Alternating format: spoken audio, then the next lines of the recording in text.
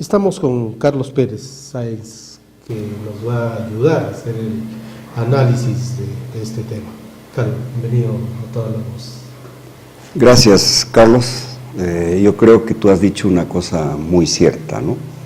Este tema de Sendero del BRAE merece más que una reflexión, una toma de posición, ¿no? Y creo que después del atentado a la maquinaria del consorcio Vial Quinoa, la reacción de la ciudadanía, de la sociedad civil en el BRAE, fue una muestra de eso. Porque con eso se estaba demostrando de que esa aparente neutralidad o el dejar hacer, dejar pasar, mientras a mí no me toque, se acabó, ¿no? Y se acabó porque Sendero, como tú lo has dicho y coincide en todos los análisis, ha cometido un error garrafal, un error estratégico, ¿no? Al atacar un proyecto vial de necesidad histórica para la zona del BRAE y para nuestra región. Significaba en ese momento el ataque de Sendero a esta maquinaria, un ataque directo a las aspiraciones e intereses de la población afincada en el BRAE, que se iba a beneficiar y se va a beneficiar con este proyecto vial tan importante, ¿no? Desde ahí yo creo que Sendero del BRAE marcó una diferenciación neta con la ciudadanía, ¿no? Pero que esto no venía solo. Ya se sabía que por acción de los servicios de inteligencia, la presencia de las fuerzas del orden, estaba perdiendo respaldo. Y al perder el respaldo, se olvidó de su cantada nueva posición de no atacar a la población civil, no matar autoridades, no expulsar autoridades, no imponer condiciones. Se olvidó de eso y volvió a ser el sendero original. El mismo sendero, ¿no? Aquí no hay que decir que Sendero de Abiel Guzmán, Sendero de Artemio o Sendero de los Quispe Palominos son cosas distintas. La ideología y la forma de accionar es la misma, ¿no? Entonces, aquí está la clave del asunto. O sea, este proyecto político, ideológico, no ha cambiado en el tiempo, y lo estamos viendo. Claro, y cambia en el mensaje en la medida que le resulta, ¿no? Que le es funcional, ¿no? Entonces, si le resulta políticamente provechoso, entonces simplemente no se hace hasta acumular fuerzas o hasta ver en la población determinado peligro, y entonces sí actúa como empieza a actuar. Claro, entonces eso es muy propio de estas organizaciones sectarias, ¿no? Fanatizadas, que cuando recibo resistencia, oposición, yo no busco el convencimiento, la reflexión, el consenso, no, sino impongo a sangre y fuego lo que yo creo que es la verdad única, ¿no?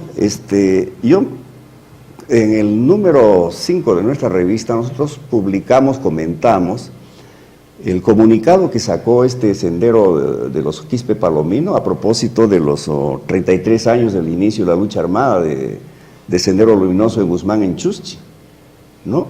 Ellos se llamaban en ese comunicado continuador de esa gesta, y además anunciaban que su presencia había traspasado las fronteras del BRAE, ¿no? Que en cierto modo era verdad, ¿no? En cierto modo, y ellos decían clarísimo que ya tenían bases de apoyo, ¿no? Y estaban organizando y desarrollando fuerzas por decirte, en las siguientes provincias: en Churcampa, Tayacá, Jayacobamba, en Huancavelica.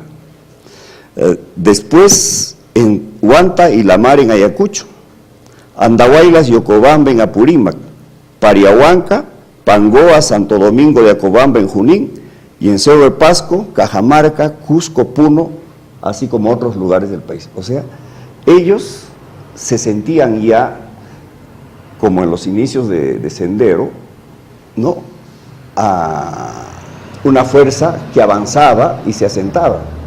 Pero ¿hasta dónde avanzaba y hasta dónde se asentaba? Ese es el asunto. La precariedad. Yo creo que la precariedad de esta presencia se ha visto en que cuando el Estado, a través de sus fuerzas del orden, cambia de estrategia y le va secando el agua, este pez no tiene dónde moverse, dónde nadar, ¿no? Y empiezan lo que dijimos hace un rato, los asesinatos, las presiones, los cupos y todo eso, ¿no? Entonces, el golpe que se le ha dado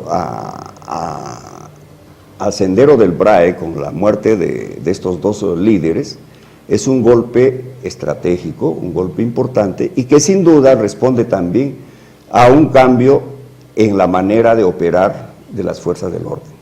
Yo creo que ha habido una inteligencia fina.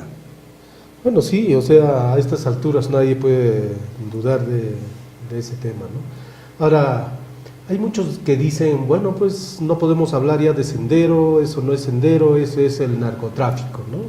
Hay un sector de analistas que señalan de que eso es así, pero también en el otro sector hay gente que, bueno, pues muy proclive a Movadef, por ejemplo, que dicen, bueno, ese no es sendero, esos son los narcotraficantes, ¿no? Y entonces hay que diferenciar las cosas. No, yo creo que en este caso no se debe diferenciar. Como dijimos hace un rato, es el mismo sendero, en distinto momento, pero es el mismo sendero. Con vertientes distintas dentro del sendero. Dentro del sendero, ¿no? Y además ejecutando lo mismo que Sendero hizo, terror, ¿no? Sembrando miedo ahí. Sembrando miedo. Poblaciones, ¿no?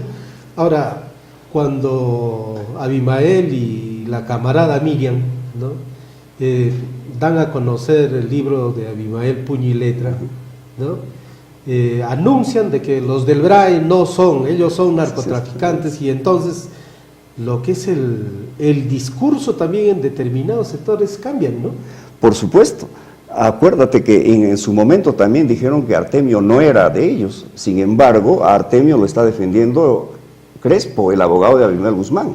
Claro, los mismos abogados. Los mismos abogados, el secretario de organización de Movadef. Entonces, pues, al fin, ¿en qué estamos? Y en el caso de Sendero, no, hay que decir una cosa clarísima. Yo creo que hay que un poco traer a cuenta la experiencia internacional, el caso de Colombia, por ejemplo, ¿no? Bueno, y en este caso igual, o sea, no serían los Quispe Palominos lo que son ahora si detrás no hubiera el narcotráfico. Totalmente. Ahora, en este caso Sendero ha sido pues un compañero de viaje del narcotráfico. Bueno, eso creo que a estas alturas en realidad ya parece ser un consenso general. Ahora hay un tema, ¿no? Sobre todo luego de los atentados, hay un sector incluso de periodismo que empezó a decir, bueno, pues no se sabe quiénes serán, ¿no? Incluso los alcaldes, no se sabe quiénes serán, pero condenamos los hechos, claro, ¿no? Como regresando en otros tiempos, ¿no? Estamos en contra de la violencia, venga de donde venga, sin decir quiénes son los verdaderos responsables. ¿Qué significa? No podemos estar ya con esos discursos. No, para nada. Inclusive se ha estado adelantando estas teorías de la conspiración, diciendo de que detrás de ese atentado había un juego maquiavélico que involucraba al mismo gobierno y a la Fuerza Armada. Y a la propia empresa. Y a la propia empresa. Que quería cobrar. Que quería cobrar, que de hecho ya lo cobró. Un analista de riesgo me comentaba de que la empresa sí cumplía todos los requisitos para que el seguro le retribuya eso. De eso la empresa no pierde. El gran perdedor de es la población. Bueno, estas empresas pues no son cualquier empresa, ¿no? Para nada. Son empresas que saben a dónde van y si están ubicados le ponen su margen de riesgo de tanto y seguramente el seguro les exige algo más, pero a cualquier cosa que se pueda presentar. Ahí está. No, en este caso, este tipo de empresas nunca pierden, pues.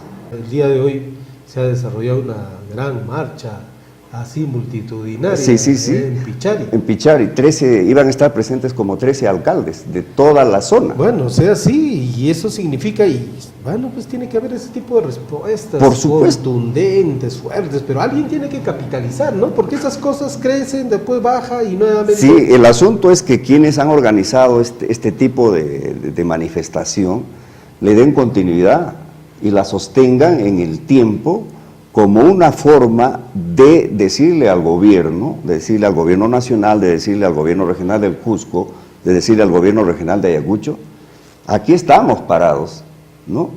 Es un poco como decirles, hubo una experiencia de este tipo que se llamó Marcha Wari, Agenda Wari. Creo que nosotros es el momento de que podamos también darle ese sentido a esta protesta. Esa debería ser, desde mi punto de vista, lo que las fuerzas sociales, la sociedad civil, los mismos niveles de gobierno tendrían que llevar adelante, por la única forma para evitar de que el gobierno se olvide de que en el BRAE pasa algo. Bueno, sí, y lo otro es que hay que sincerar también lo que pasa en el BRAE, ¿no? Porque uno lee el plan estratégico de cualquier distrito y el tema coca y el tema narcotráfico simplemente no existe, ¿no? Y entonces uno dice, y aquí, no, sí, pues, bueno, pues así es. Esto me recuerda, meses atrás, Coronel Rojas hizo una exposición en el Centro Cultural sobre el BRAE, no sé si tú estuviste, Sí, claro.